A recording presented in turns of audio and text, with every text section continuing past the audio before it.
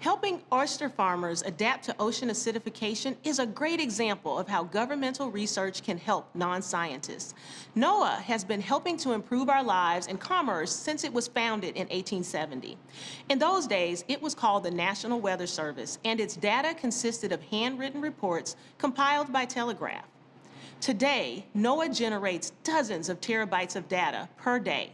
That information, including weather models, satellite radar, and ship-based sensors, is available to the public. But the volume of data can be overwhelming, resulting in an untapped resource sitting just beyond the reach of researchers. NOAA's Big Data program aims to fix that. By forming partnerships with cloud computing companies, NOAA is working to make its information available and useful to the public without the public needing to manage the data. John O'Neill is the director of NOAA's Big Data program. He joins us now to tell us how the Big Data program works. Afterwards, he will answer your questions, so please ask them in the chat feature. Over to you, John. All right, thank you. Good afternoon, good morning, or good evening, wherever you are. John O'Neill, director of the NOAA Big Data program. The value of NOAA's data depends on its quality, integrity, and the ability of users to access and use the data with modern, emerging, and innovative cloud-based services. Dr. Neil Jacobs, who's presently the acting NOAA administrator, has been very much a big champion of getting NOAA to the cloud, and more importantly, getting NOAA's data to the cloud. He has a lot of experience, coming in himself, having worked in private industry and done work in the cloud before. So he has been very much a champion of getting NOAA moving forward in terms of adopting cloud technology. So today, we're going to talk a little bit about the Big Data program, NOAA data on Azure, sort of why this matters in the first place, and so more importantly, how to get involved. So with the recent adoption and passage of the Federal Data Strategy and the Evidence Act, there's a greater requirement for NOAA data to be made open. There's an increased public demand for NOAA data. We found demonstrably in the NOAA data program, when we put NOAA data on the cloud, we see usage patterns go up. So staging NOAA data on cloud environments is very beneficial. Clearly, there's a demand for it. So NOAA is moving to the cloud. We are on our way. We have a cloud strategy. We have a new data strategy. We are working on leveraging technologies. We are, faced with an ever-growing amount of information, and looking at how to better manage that data and how to better get it to the public. More importantly, we also are looking at greater use of cloud technologies to meet our own scientific computing needs. And enabling the value of environmental data in socioeconomic context, which is basically of, think of the value that, you can do for society with data. Protection of life and property is one of the pillars of the NOAA mission. Forecasting, predicting where weather events are going to occur, making sure that we, get people to evacuate, and so on.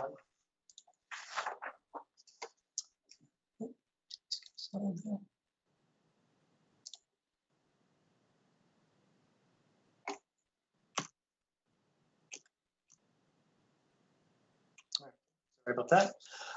So how do we do this? We have a data broker, which is CES. It's the Cooperative Institute for Satellite Earth System Studies, and it's part of NC State University. And the greatest benefit of having a person solely dedicated to working on, making sure that the data is transferred, making sure that everything's happened correctly, is that we have a single entity who extracts one copy of the data from NOAA and moves it out to the cloud. For the Big Data program, there's 3 partners. We have Microsoft Azure, Google Cloud, and Amazon Web Services. So any data that's being hosted on those platforms is being, we're taking one copy out of the NOAA boundary and we're moving one copy out to the cloud to serve, research, business, the public, anybody. Some of the benefits of that for NOAA are, instead of having all the connections coming into our security boundary or into the NOAA network, we have one, right? We have one entity coming in, grab one copy out, moving it up to the cloud where it can serve the community. So a couple of big things about the NOAA Big Data program. it enables innovation in environmental services using NOAA data access through the cloud. We've seen some very innovative things happen when we move data to the cloud. We have companies doing work around AI and predicting forest fires using some of the hotspot products from the GOES satellites. We presently have 5.5 petabytes of NOAA data publicly available, and that is from about 130, which is really probably more about 140 data sets at the moment. And as I said before, when we put data on the cloud, we see significant increases in usage. And so this was one of the questions that I used to get early on in the big data program of, well, NOAA already has data access systems, so what does the big data program add to this? Well, if you go to NOAA, you can, basically download the data, or you can get access, through FTP site. But if you get the data on the cloud, you're there on the cloud, right? You have all the compute resources, you have the services around the data, you have the various, tools and compute resources that you need to make the data come to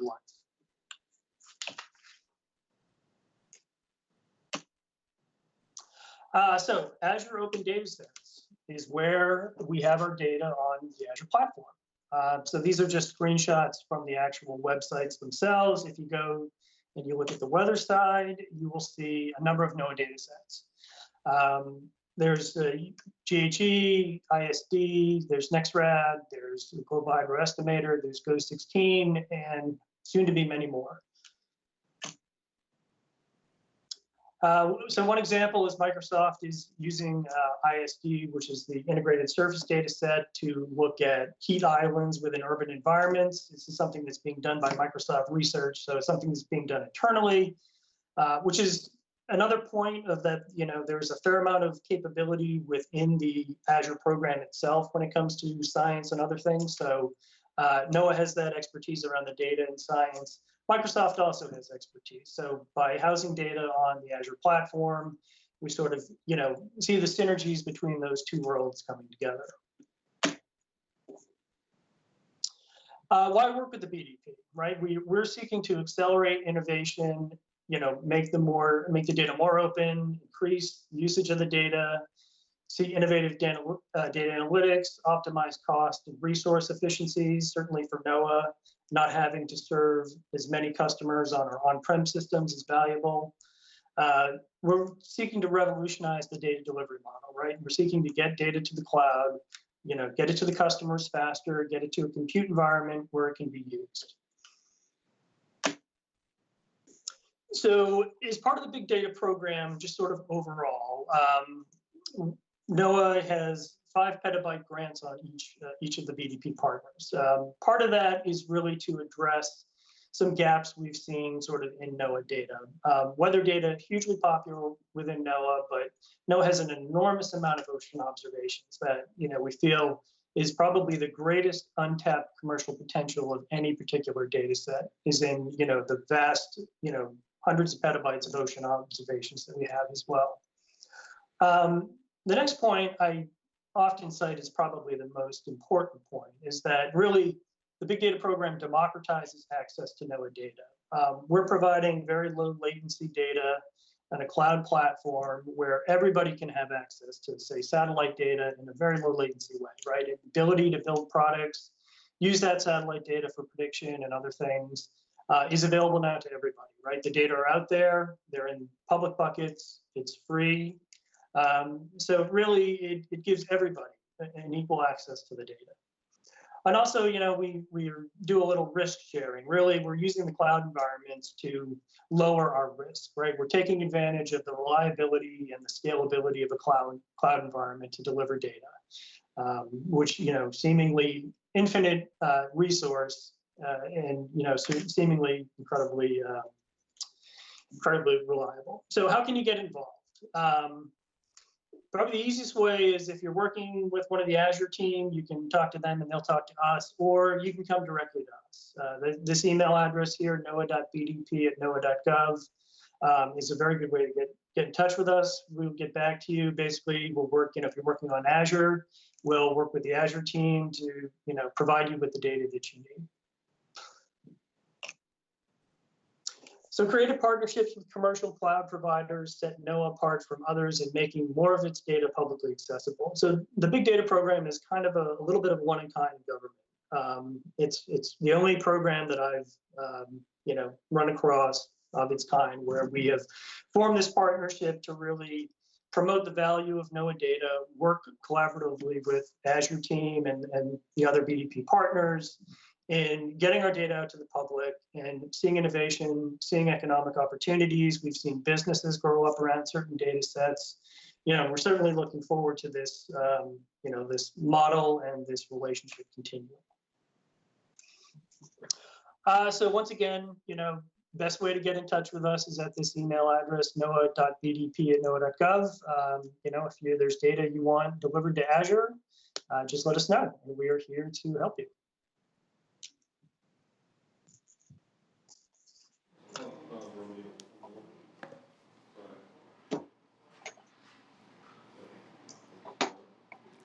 Thanks for being with us today, John. We've got questions coming in from you and for you in the chat. The first question we've got here is multi-cloud has advantage for the community. What are the challenges to implementing multi-cloud providers? That's a good question. I mean, for the BDP, we really did start off with kind of a multi-cloud focus. So we have, 3 partners. We've got Azure, AWS, and Google, and we are, operating on all 3. There are, whatever data set you want on each provider, you deliver. No. So, it seems like there's whatever you want, wherever you want it. Certainly. Thanks so much. Another question we have here is NOAA's partnered with multiple cloud vendors on the Big Data Program. What is the value of working with all of them? And do you see differences in how each cloud vendor works with external users? Any specific Microsoft differences? Yeah, so I mean, it sort of touches on the earlier question about being multi-cloud. Microsoft, like the others, has its own internal resources and its own internal expertise. So Lucas Joppa being the Chief Environmental Officer for Microsoft, there's sustainability groups within Microsoft. Dan Morris in the AI for Earth group has done a lot of work with NOAA Fisheries in terms of image recognition, and he's going to speak on that, I believe, either later today or tomorrow, so I don't want to steal his thunder, but there is a lot of expertise within the Azure team themselves and within the various cloud companies. So I always do remind people of that, and that there's no need to sort of sit at the Azure console wondering what you should do next. If you've got a data question, NOAA is very much here to help you. If you've got an Azure question, there's lots of expertise on that. And there's also domain expertise, right? If you're in a particular domain area, you may find that expertise within the Azure environment. And those folks can direct you to sort of what tools or services you probably need to check out to solve whatever problem you're working on. Great, thank you. This next question is, since you were one of the first to tackle this, what would you do knowing what you know now? Oh, that's a good one. I'm not sure we would have done much differently. We probably would have, tried to accelerate the pace of this. We've been at this now for going on 6 years. This started as a cooperative research and development agreement, and then sort of transitioned into a contract environment. And I think it was a very good learning process, probably one that we needed to go through. It's been helpful to NOAA to see the benefits of the cloud, to see the possibilities, right? It's the art of possible. If you're working on Azure, I sometimes say, if you've got an Azure account, a credit card, and a good idea, you're pretty much off and running. There's never been such a low barrier to entry into a marketplace or innovation as there has in this time frame with cloud technologies. You really, the innovation potential is huge. We're moving the data there for people to use. So I think, the journey that we've been on has been necessary. And the lessons that we've learned have been very valuable to NOAA. Thank you. What if there is a data set that someone wants access to, but they don't see it on Azure? How can they request to put that data set on Azure Open Datasets? Right, so you can just contact us, so noaa.bdp@noaa.gov, and we'll work with the Azure team to get that staged. That's generally the easiest way and the most direct way to get data onto Azure.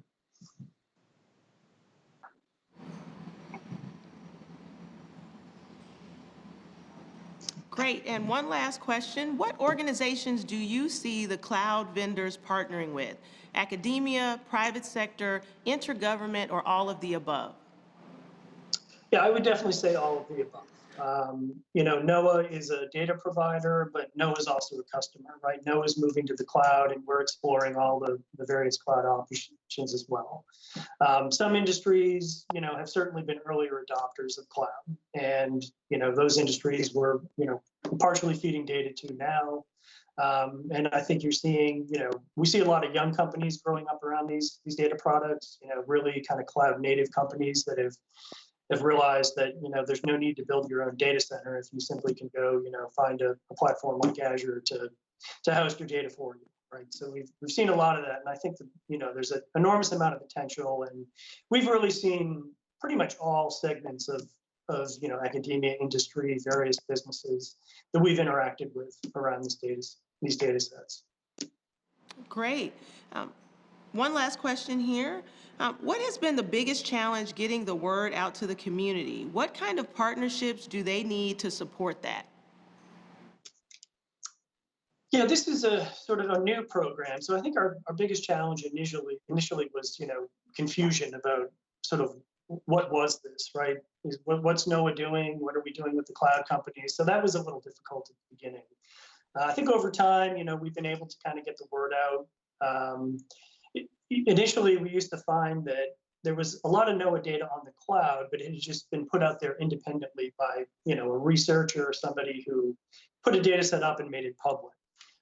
So we've been able to kind of corral a lot of that, take over those feeds because, NOAA does the curation part. We handle the data management and the curation so that, we've consolidated into three basic areas where you can go and find the data. And I think that's been extremely helpful to people. So challenge-wise, it was hard to get that started, but I think we've made a lot of great progress in that way.